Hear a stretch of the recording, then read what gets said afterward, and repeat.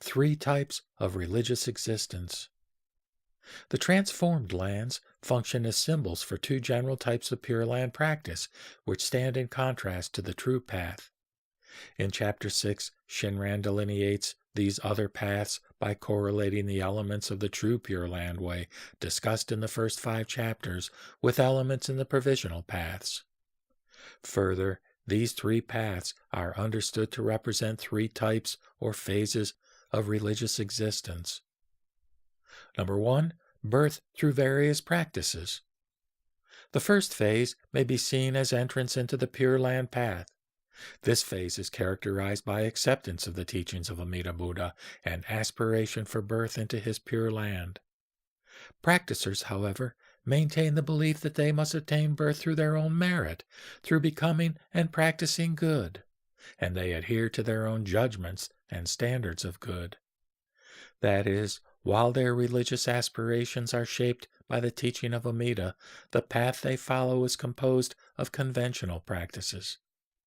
This stage may be compared with the first choice set forth in Honen's passage quoted above, quote, "Of the 2 excellent teachings, leave aside the path of sages, and, choosing, enter the Pure Land way." Close quote. This phase, however, in essence, precedes the next choice, quote, "If you desire to enter the Pure Land way of the 2 methods of practice, right and sundry, cast aside all sundry practices, and choosing, take the right practice." Close quote. Sundry practices here refers to all the various practices taught in the different Buddhist paths. Right refers to practices focusing on Amida Buddha, such as sutra chanting, contemplation, worship, and recitation of the name, as well as making offerings. In the first phase, then, although practicers have adopted the Pure Land teaching, no distinction is made between the path of sages and the Pure Land path in terms of practice. Shinran aligns each of the phases with a teaching found in one of the 3 Pure Land Sutras and in one of Amida's vows, with a type of practice or practicer, and with a type of attainment described in the sutras. The attitude in the first phase corresponds with the teaching of the Contemplation Sutra, which sets forth various contemplative exercises and good acts, both religious activities and moral discipline. This attitude of attaining birth through these various practices is also said to be presented in the 19th vow, which speaks of, quote, "performing meritorious acts," close quote. Borrowing a term from Shantao, Shinran labels this the essential gate.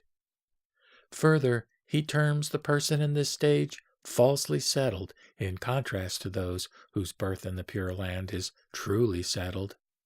These terms are derived from the passage teaching the fulfillment of the 11th vow, quote, "The sentient beings who are born in that land all dwell among the truly settled, for in that Buddha land there is not one who is falsely settled or not settled." Close quote.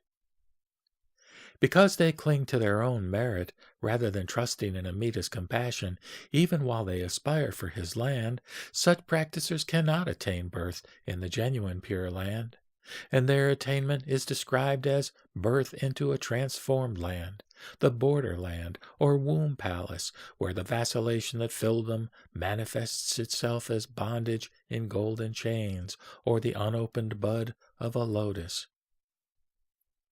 Second, birth through the merit of Nembutsu recitation. The second phase, termed the true gate, has no precisely corresponding element in Honen's passage. Honen states, quote, "Of the 2 kinds of acts, true and auxiliary, further put aside the auxiliary, and choosing, solely perform the act of true settlement." Close quote. For Honen, the choice of the Nembutsu, quote, "the act of true settlement," is the goal. When one has put aside the other Pure Land practices as means to birth and turned exclusively to the utterance of the name, one has entered the true path.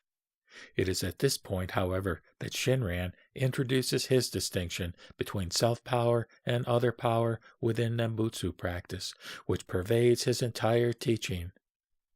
His second phase corresponds to self-power Nembutsu. that is, devotion to the Nembutsu alone, but as one's own practice, and through effort to accumulate merit by which to obtain birth.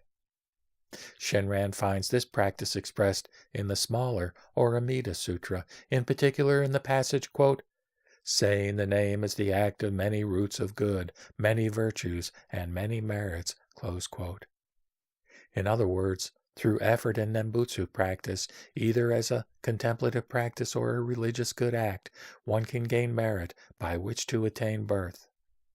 This teaching is also expressed as cultivating, quote, the root of all virtues, that is, the name in the 20th vow. Referring to the passage on the fulfillment of the 11th vow, Shinran labels practitioners of this teaching unsettled and defines their attainment as birth in a transformed land. The third type or phase of religious existence in the Pure Land path is based on Amida's 18th vow, the universal vow to bring all beings to enlightenment.